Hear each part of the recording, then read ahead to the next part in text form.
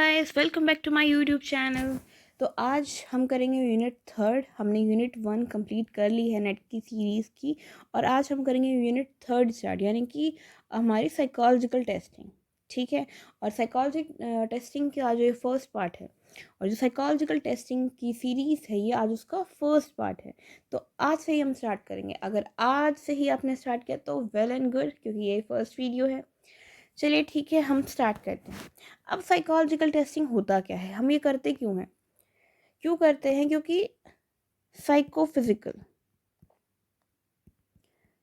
Psycho physical abilities, एक तरीके से साइको यानी किससे रिलेट कर गया, ये हमारे माइंड से रिलेट कर गया, यानी कि वो चीज़ें जो दिखती नहीं है। और फिजिकल यानी कि जो चीज़ें दिखती हैं, फिजिकल, जैसे हमारा जैसे बिहेवियर हो गया, राइट। तो वो चीज़ें की सिस्टमैटिक यूज़ ऑफ टेस्ट की टेस्ट का हम किस तरीके से यूज़ करते हैं, सिस्टमैटिक वे में करते हैं to quantify psychophysical behaviour, abilities and problems, and to make predictions about psychological performances. जो आप सोच रहे हैं वही आप बिहेव करेंगे, या फिर आपके अंदर कितनी एबिलिटी है वो भी तो इनेट हो सकता है, या हो सकता है आपने उसकी बहुत ज़्यादा प्रैक्टिस की हो। लेकिन अगर आप प्रैक्टिस करेंगे तो फिजिकल अगर आप प्रैक्टिस करेंगे तो उसका जो रिव्यू है वो कहाँ से जाएगा, या फिर मोटिवेशन है वो कहाँ से आएगी, इनर ही आएगी। तो वो ये सारी चीज़ें क्या करता है, कौन इवेलुएट करता है या कौन क्वांटिफाई करता है, हमारी साइकोलॉजिकल टेस्टिंग। तो ये बहुत इंपॉर्टेंट है। हम जो साइकोलॉजी में पढ़ते हैं थ्योरेटिकल पर्सपेक्टिव पढ़ते हैं, लेकिन अगर आप कोई भी थ्योरी बनाएंगे, कोई भी अगर आप थ्योरी बनाते हैं, कोई भी आप रिसर्च कंडक्ट करते हैं, तो उसके लिए आपको क्या ज़रूरत पड़ेगी, टेस्ट की ज़रूरत पड़ेगी। विदाउट टेस्ट आप क्या ही प्रूफ करेंगे, क्या ही निकालेंगे, राइट। तो इसीलिए तो हमारी जो साइकोलॉजिकल टेस्टिंग है वो क्या है, वो एक सिस्टमैटिक यूज़ है टेस्ट का to quantify psychophysical behaviour, abilities and problems, and to make predictions. और प्रिडिक्शंस भी देते हैं किस चीज़ की, साइकोलॉजिकल परफॉर्मेंसेस की, कि भाई इन फ्यूचर आपकी साइकोलॉजिकल परफॉर्मेंस कैसी रहेगी। ठीक है, अगर आप अपनी मोटिवेशन, आपके अंदर बहुत ज़्यादा मोटिवेशन है कोई काम करने की, और फिर आप इतना प्रैक्टिस कर रहे हैं कि आप उसमें निपुण हो गए हैं, तो क्या होगा, क्या मैं प्रिडिक्शन कर सकती हूँ कि भाई जो आप काम करेंगे वो आपका बेहतरीन होगा? जी हाँ, बिल्कुल बिल्कुल बिल्कुल मैं कर सकती हूँ। तो वो वाली चीज़ है। और जो हमारा साइकोलॉजिकल टेस्टिंग है इसको हम साइकोमेट्रिक्स के नाम से भी जानते हैं। ओके, साइकोमेट्रिक्स या साइकोलॉजिकल टेस्टिंग एक ही बात है। अब psychometrics given by Alfred bayonet 1905। Psychometrics जो था, पहला टेस्ट था या पहली जो टर्म थी, किसने दी थी? एल्फ्रेड बायनेट ने। कब? 1905 में। बहुत इंपॉर्टेंट है। और इन्होंने कैसे दी थी? First intelligent psychometric test created. इन्होंने क्या किया था, जो first intelligent psychometric test create किया था, सॉरी, वो किसने किया था? एल्फ्रेड बायनेट ने। ओके, तो अब थोड़ी सी हिस्ट्री पढ़ लेते हैं, किस तरीके से साइकोमेट्रिक आई या फिर साइकोलॉजिकल टेस्टिंग की शुरुआत हुई। तो हिस्ट्री क्या थी? सबसे पहले सूडो साइंस। सबसे पहले क्या था? सूडो साइंस, यानी कि नकली साइंस। फिर आए हमारे फ्रेंड्स गेल ने क्या कहा कि इन्होंने दिया फ्रेनोलॉजी, कि लार्ज साइज ऑफ ब्रेन, जितना आपका दिमाग बड़ा होगा उतना ही आप में दिमाग होगा, ये इनका कहना था। कोई बात नहीं। फिर आया फ्रांसिस गैल्टन।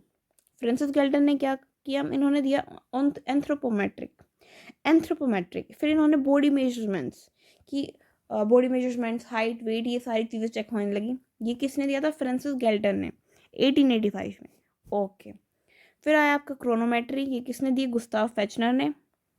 इन्होंने क्या दिया? रिएक्शन टाइम टेस्टिंग, जो रिएक्शन टाइम देते हैं ना, वो वाले टेस्टिंग किसने इंट्रोड्यूस की? गुस्ताव फेचनर ने। एंड फिर हमारे आए एल्फ्रेड बायनेट ने, जिन्होंने सबसे पहले साइकोमेट्रिक टेस्टिंग की थी इंटेलिजेंस की। ठीक है, तो अगर आपसे पूछा जाए कि साइकोमेट्रिक टेस्टिंग किसने दी है, तो आप किसका नाम लेंगे? एल्फ्रेड बायनेट का। ओके, ठीक है। और ये सीरीज़ आपसे पूछी जा सकती है, हो सकता है मतलब कि ये पूछा जाए, डायरेक्टली पूछा जाए, फ्रीनोलॉजी किसने दी, एंथ्रोपोमेट्रिक किसने दिया, क्रोनोमेट्रिक किसने दिया, साइकोमेट्रिक किसने दिया, या फिर हो सकता है आपसे पर्टिकुलर सीरीज़ ही पूछ लें। ठीक है, और इन्होंने टेस्टिंग कैसे दी थी? डाइकोटोमस में दी थी। डाइकोटोमस यानी कि आपके पास दो ऑप्शन होंगे, या 4 मान लो या 6 मान लो, कितने ही ऑप्शन होंगे। आमतौर पर आपको पता है जैसे कि ऑब्जेक्टिव टेस्ट आपका होता है, आपने दिया भी होगा, तो आमतौर पर कितने ऑप्शंस होते हैं? 4 ऑप्शंस होते हैं, कई बार 5 भी हो जाते हैं, बट मोस्टली 4 होते हैं। तो 4 होंगे। डाइकोटोमस में क्या होता है कि भाई आपके पास कुछ ऑप्शंस होंगे और प्रोबेबिलिटी क्या होगी, या तो आपका आंसर ठीक होगा या फिर आपका आंसर गलत होगा। 50-50% प्रोबेबिलिटी हो जाएगी। लेकिन इसमें क्या होगा, एक आंसर तो आपका ठीक होना ही चाहिए। आंसर ठीक हो, आपका आंसर ठीक होना चाहिए मतलब कोई भी आइटम है, मान लीजिए ये आइटम नंबर 5 है या क्वेश्चन मान लीजिए ये है, तो इसमें कम से कम एक आंसर तो ठीक होना ही चाहिए। मान लीजिए बी इसका सही आंसर है और मैं टिक कराती हूँ डी पे, तो क्या डाइकोटोमस है ना कि प्रोबेबिलिटी तो ये थी, या तो ठीक होगा या गलत होगा। तो वो वाली चीज़ है, आंसर था ठीक, बी मैंने कर दिया डी टिक, और अगर मैं बी टिक करती तो भी प्रोबेबिलिटी वही थी। तो डाइकोटोमस क्या होता है कि इधर you have the, you gave the right answer और रॉन्ग, मतलब one right answer should be there, एक आंसर तो जो सही आंसर है वो होना चाहिए। ऐसा नहीं है कि यहाँ पे 4 ऑप्शन है ए बी सी डी और इसमें से एक भी आंसर ठीक हो ही ना। जो क्वेश्चन पूछा गया है उसमें से कोई भी आंसर इसका नहीं हो, वो वाली चीज़ नहीं होनी चाहिए। ठीक है, तो डाइकोटोमस ये है, इन्होंने ये यूज़ किया था और यही होता है मोस्टली। मोस्टली क्या, 99.9% ऐसा ही होता है ना। ठीक है, अब हम बात कर लेते हैं टाइप्स ऑफ टेस्ट की। टेस्ट बहुत तरह के होते हैं। अब जो इम्पोर्टेंट टेस्ट हैं वो देखते हैं। सबसे पहले है इंटेलिजेंस टेस्ट। इंटेलिजेंस टेस्ट क्या होगा, इंटेलिजेंस जो आपकी इंटेलिजेंस का मापन करें। अब वो कितने तरह के हो सकता है, वो वर्बल हो सकता है, वो नॉन वर्बल हो सकता है और वो परफॉर्मेंस टेस्ट हो सकता है। आपका जो इंटेलिजेंस टेस्ट है वो 3 तरह का ही होगा, वर्बल, नॉन वर्बल और परफॉर्मेंस। वर्बल में क्या होगा, जिसमें आप लैंग्वेज का इस्तेमाल करो, ठीक है। और नॉन वर्बल क्या होगा, विजुअल स्पेक्ट्रल ऑर्गन। इसमें आप देखने से पता चल रहा है ना कि वर्बल लैंग्वेज आप यूज़ नहीं कर रहे हो, आप लैंग्वेज का इसमें कोई भी इस्तेमाल नहीं कर रहे हो। वर्बल में क्या होता है, कल्चर बायस्ड हो जाता है। क्या हो जाएगा, कल्चर बायस। कैसे, अब मान लीजिए मैं कोई टेस्ट ले रही हूँ या कोई मैंने टेस्टिंग की, एक सेकेंड सॉरी, टेस्टिंग की और जो अपना टेस्ट है वो बनाया इंग्लिश में, क्या मैं वो फ्रेंच वाले लोगों को दे सकती हूँ, फ्रेंच जो बोलते हैं? क्या जो लोग उर्दू बोलते हैं मैं उन्हें दे सकती हूँ? नहीं। तो क्या हो गया ये टेस्ट, कल्चर बायस्ड। ठीक है, और इसमें जो क्या है, अडेप्टेशन की ज़रूरत होती है। होता है ना, आपने देखा होगा बहुत सारे, और हम इस चैप्टर में पढ़ेंगे भी, इस यूनिट में पढ़ेंगे भी कि भाई ये एक टेस्ट है और इसकी जो फिर हिंदी में किसी और ने कन्वर्ट कर दिया, ट्रांसलेट कर दिया, यही टेस्ट एग्जिट, वो वाली चीज़ है। तो वर्बल में क्या होगा, अडेप्टेशन की ज़रूरत पड़ती है क्योंकि ये कल्चर बायस्ड है। नॉन वर्बल क्या होगा, इसमें अडेप्टेशन की ज़रूरत नहीं होती क्योंकि ये कल्चर फेयर टेस्ट है। कल्चर फेयर और फ्री में क्या अंतर है, अभी एक टर्म हम डिस्कस करते हैं। एक होता है आपका कल्चर फेयर टेस्ट, एक होता है आपका culture free test. Culture free क्या होगा और कल्चर फेयर क्या होगा? कल्चर फ्री यानी कि बिल्कुल भी कोई भी बाइसनेस ना हो, बिल्कुल ही फ्री। बट क्या ये पॉसिबल है, क्या ये पॉसिबल है, आप खुद सोचिए। I don't think so, I don't think so. मतलब हो सकता है 5 to 10%, 10% भी वैसे मैं ज़्यादा बता रही हूँ, वैसे 5% भी ये चीज़ है कि मे बी बहुत कम चांसेस होते हैं कि कल्चर फ्री टेस्ट होने के, नहीं हो सकता। आप कल्चर फेयर हो सकता है कि भाई ठीक है, आप नॉन वर्बल ले रहे हो, आप में कोई बायसनेस नहीं है, बट स्टिल कहीं ना कुछ छोटी मोटी चीज़ें आ जाती हैं, तो इसलिए हम क्या बोलते हैं, कल्चर फेयर। ये कल्चर फेयर है, बट फ्री नहीं बोलेंगे। फ्री में क्या होगा, आप में कोई भी 0.5% भी आप में कोई बायसनेस नहीं आएगी, आई मीन टेस्ट में कोई बायसनेस नहीं आएगी। ओके, तो ये इंपॉर्टेंट टर्म्स थी थोड़ी सी जो आपको क्लियर होना चाहिए कि इन फ्यूचर आप पढ़ते हैं कल्चर फ्री, या इनफैक्ट एग्जाम में आ गया कि ये टेस्ट कल्चर फेयर है या कल्चर फ्री है, और आप सोचेंगे ठीक है फ्री पर टिक करा दो, तो क्या हो जाएगा, वो गलत हो जाएगा। तो वो चीज़ आप ध्यान रखना। ओके, ठीक है भाई। फिर है परफॉर्मेंस। परफॉर्मेंस क्या होते हैं, परफॉर्मेंस होते हैं कल्चर फेयर, ये भी कल्चर फेयर। परफॉर्मेंस क्या होगा, इस तरीके से आपको परफॉर्म करना होता है। जैसे कि आपको ब्लॉक्स दे दिए जाएंगे, आपको वो अरेंज करने हैं, आपको ड्राइंग करनी है या कोई भी परफॉर्मेंस, मतलब वो वाली चीज़ें। ना ही आपका वर्बल का काम है, ना ही नॉन वर्बली कुछ है, बस जस्ट आपको परफॉर्म करना है। कोई भी पर्टिकुलर टास्क आपको दिया जाएगा एंड आपको वो चीज़ परफॉर्म करनी है। इसमें आई हैंड कोऑर्डिनेशन देखा जाता है आपका, कि आई हैंड कोऑर्डिनेशन आपका कितना अच्छा है। ठीक है, फिर आता है आपका एप्टीट्यूड टेस्ट। एप्टीट्यूड टेस्ट क्या करते हैं, जो आपकी कैपेबिलिटी है कोई भी टास्क करने की, वो कितनी है। मोस्टली हम ये कब यूज़ करते हैं, जॉब्स में, जब भी इंटरव्यू होता है या फिर कोई भी एग्ज़ाम होता है। जैसे कि आजकल सीईटी एग्ज़ाम हरियाणा में, अपने हरियाणा में देखा जाता है कि भाई अगर आपको हरियाणा में जॉब लेनी है तो सबसे पहले आपको सीईटी क्वालिफाई करना पड़ेगा, देन आपका एक एग्ज़ाम होगा, फिर आपका कहीं जाके इंटरव्यू होगा। वो वाली चीज़ है। जो सीईटी है वो क्या है, ये एक तरीके से एप्टीट्यूड टेस्ट है, क्या आप योग्य हैं आगे जाने के लिए, वो वाली चीज़ें। अब नेट है, अब हम नेट की प्रिपरेशन कर रहे हैं, तो नेट क्या है, ऐसा नहीं है कि नेट होते ही आपको जॉब मिल जाएगी। इट्स जस्ट दैट कि वो एक एप्टीट्यूड टेस्ट है आपके लिए, कि क्या आप इतने सक्षम हैं कि आप आगे प्रोफेसर बन सकते हैं, वाली चीज़। तो ये चीज़ है। तो क्या है ये, measure the capability for a relatively specific task और type of skill. Aptitude test are in effect a narrow form of ability testing. ठीक है, मेन तौर पर टू चेक पोटेंशियल और फ्यूचर पोटेंशियल। डन। और इसमें हम क्या है, जैसे कि मेनली जो टेस्ट हैं वो क्या है, GATB और डेट टेस्ट। ये टेस्ट हम आगे डिस्कस करेंगे, अभी नहीं करते, आगे डिस्कस करेंगे। अब इसमें दो टेस्ट होते हैं, अल्फा टेस्ट और बीटा टेस्ट। अल्फा टेस्ट होता है लिटरेट पीपल के लिए और बीटा टेस्ट होता है इलिटरेट पीपल के लिए। ये भी आप याद रखना, इसमें कंफ्यूज मत होना, ये आपसे पूछा जा सकता है कि भाई अल्फा टेस्ट किसके लिए प्रयोग होता है और बीटा टेस्ट किसके लिए प्रयोग होता है। तो alpha is for literate people and beta is for illiterate people. Okay, ठीक है भाई, चलो। अब आता है आपका अचीवमेंट टेस्ट। अचीवमेंट टेस्ट क्या है, it's just after training evaluation, कि भाई आपको इसमें क्या किया जाएगा, पहले आपको ट्रेनिंग दी जाएगी, पर्टिकुलरली आपको पढ़ाया जाएगा और फिर आपका इवेलुएशन लिया जाएगा। जैसे कि आपके सेमेस्टर एग्जाम्स होते हैं बीए में, एमए में, एमएससी, बीएससी, बीकॉम, जो भी आपका एग्ज़ाम है, सेमेस्टर एग्ज़ाम होते हैं ना, कि भाई आपको पहले पढ़ा दिया, एक सेमेस्टर पूरा हो गया, आपको एग्ज़ाम देना है, फिर आपको नेक्स्ट सेमेस्टर आएगा, उसमें अलग से पढ़ाया जाएगा, फिर एग्ज़ाम होगा। इट्स जस्ट दैट ओनली, कि पहले आपको ट्रेनिंग दी जाती है एंड फिर आपका इवेलुएशन लिया जाता है उसी चीज़ में से जो आपको पढ़ाया गया है। ये होता है हमारा अचीवमेंट टेस्ट, कि आपने क्या अचीव किया है। फिर होता है आपका क्रिएटिव टेस्ट। क्रिएटिविटी टेस्ट आपको मतलब नाम से ही पता चल जाएगा, assess novel original thinking and the capability to find unusual solutions. मतलब कोई भी नया आइडिया, कोई भी, मतलब आपकी जो ओरिजिनल थिंकिंग क्या है। एक होता है कि भाई हम किसी से आइडलाइज हो जाते हैं एंड वही चीज़ें हम सोचने लग जाते हैं, वो नहीं। आपकी ओरिजिनल थिंकिंग क्या है, आपका कोई किसी चीज़ को लेके कोई नया idea, creative idea, innovative idea हो, या फिर कोई भी ऐसी प्रॉब्लम हो जो बहुत ही डिफ़िकल्ट हो, लेकिन आप एक अलग अनोखा सोल्यूशन लेके आते हैं उसके लिए, वो वाली चीज़ें। तो ये क्या होता है, क्रिएटिविटी टेस्ट होता है। ठीक है, फिर आता है आपका पर्सनालिटी टेस्ट। पर्सनालिटी टेस्ट क्या होगा, ऑफकोर्स इसमें क्या होगा, आपकी पर्सनालिटी को इवेलुएट किया जाएगा। अब ये दो तरीके से हो सकता है, दो तरीके का, एक होता है प्रोजेक्टिव और एक होता है आपकी non projective technique. Projective technique में क्या होगा, unconscious detail information of an individual, कि भाई अनकॉन्शियस तौर पर होता है, और जो आपकी डिटेल्ड इन्फॉर्मेशन होती है ना इंडिविजुअल की, वो ली जाती है। अनकॉन्शियस यानी कि जिन थॉट्स से आप अवेयर ही ना हो, तो उसको प्रोजेक्ट करते हैं ये लोग आपकी, कि भाई जो इनका स्टिमुलस है, सब्जेक्ट है, तो सब्जेक्ट का जो अनकॉन्शियस माइंड है वो प्रोजेक्ट करते हैं, वो देखते हैं कि भाई क्या कुछ है, डिटेल्ड इन्फॉर्मेशन ले लेते हैं, उसकी गैदर कर लेते हैं।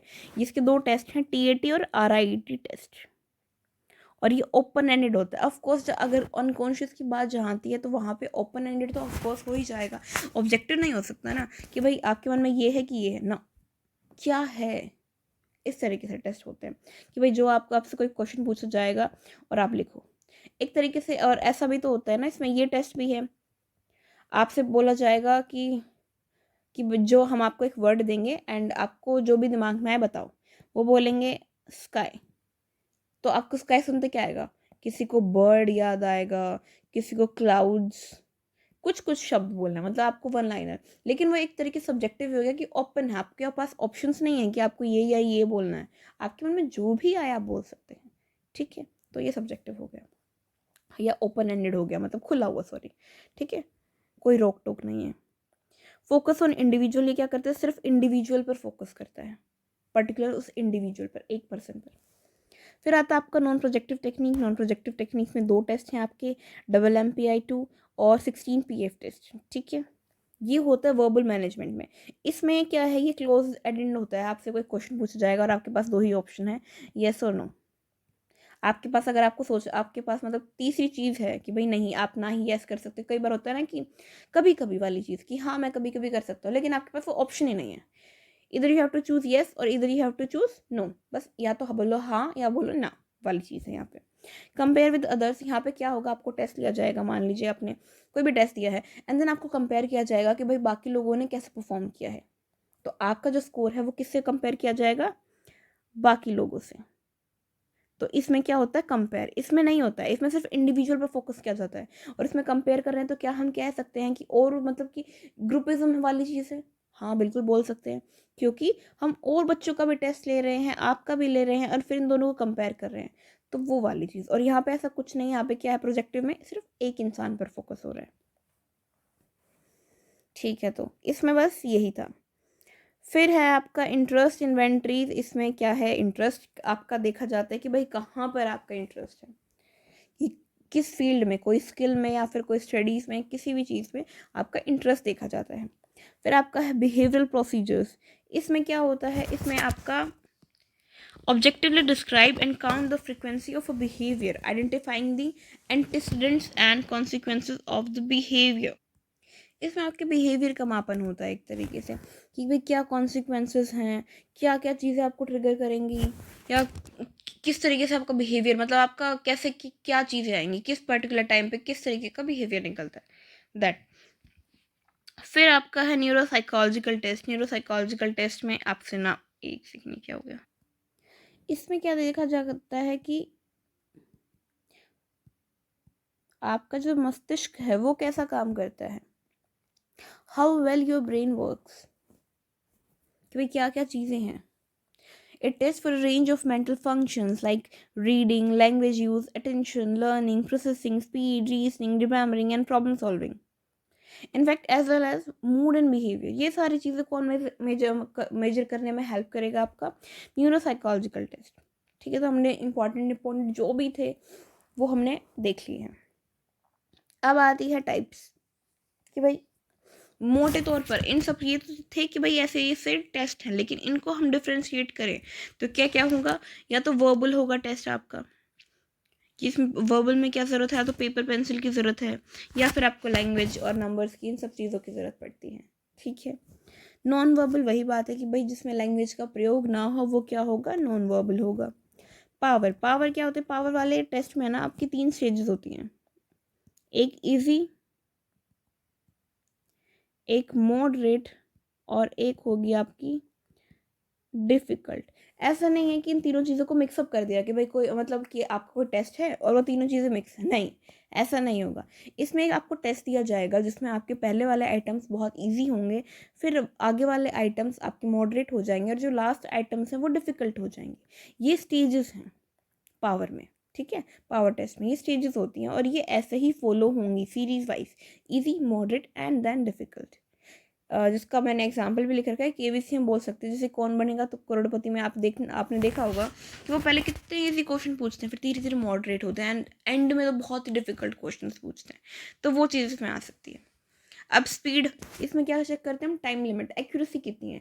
ये क्लरिकल एग्जाम्स में आपने देखा होगा, टाइपिंग स्पीड टेस्ट करते हैं, स्टेनो में स्पीड टेस्ट करते हैं, ये सारी चीज़ें। या फिर कोई भी क्वेश्चन है, जैसे कि आजकल ऑनलाइन बेस्ड क्वेश्चंस होते हैं, तो आपको एक पर्टिकुलर टाइम दिया जाता है कि भाई आपके पास 1 घंटा है और आपके 1 घंटे में आपको 100 क्वेश्चंस अटेम्प्ट करने हैं। तो आप एक क्वेश्चन को कितना टाइम देंगे, या फिर 1 घंटे में आपको 100 क्वेश्चन जब आप अटेम्प्ट करेंगे तो उसके लिए क्या होगा, आपकी स्पीड भी तो चेक होगी, आपकी एक्यूरेसी कितनी आ रही है, वो वाली चीज़ें, ठीक है। ओके, अब ये मैंने सोचा था कि भाई आज आपको सारा बेसिक क्लियर करा ही दूँ, पर ज़्यादा भी नहीं है, बट मैं नहीं चाह रही कि वीडियो बहुत लंबी हो। मैं यही सोचती हूँ कि वीडियो मैक्स 20 से 25 मिनट की, उससे ज़्यादा बड़ी ना हो। एनीवे चलो अभी थोड़ा सा ये तो कर ही लेते हैं। अब क्राइटेरिया क्या है नॉन रेफरेंस टेस्ट की। Criterion refers test compare a students knowledge and skills against a predetermined standard, cut scores or other criteria, rank percentile scores. ये हमें किस चीज़ में हेल्प करते हैं? क्या क्राइटेरिया होता है? भाई कोई भी स्टूडेंट है, he or she scored 60%, okay 60%। और मोस्टली क्या होता है, मतलब जैसे कि एग्ज़ाम्स में आपने देखा होगा कि भाई ये पेपर निकला है और आप जिसको 12th क्लास में 55% से अबव हो वही ये एग्ज़ाम को फिल कर सकते हैं, फॉर्म फिल कर सकते हैं। तो क्या हम कह सकते हैं उन्होंने स्टैंडर्ड सेट कर दिया कि भाई आपके पास 55% होने चाहिए। अगर इस स्टूडेंट के मार्क्स होते 50% तो क्या ये फिल कर सकता? Of course not. तो क्या है criteria of test compare students knowledge, वही वो हेल्प करते हैं कि स्टूडेंट्स की नॉलेज को कंपेयर करने में कि किसने पढ़ा है। या फिर मान लीजिए दो बच्चे हैं ए एंड बी, ए बहुत पढ़ता है, उसने स्कोर किया 80 आउट ऑफ 100, ठीक है।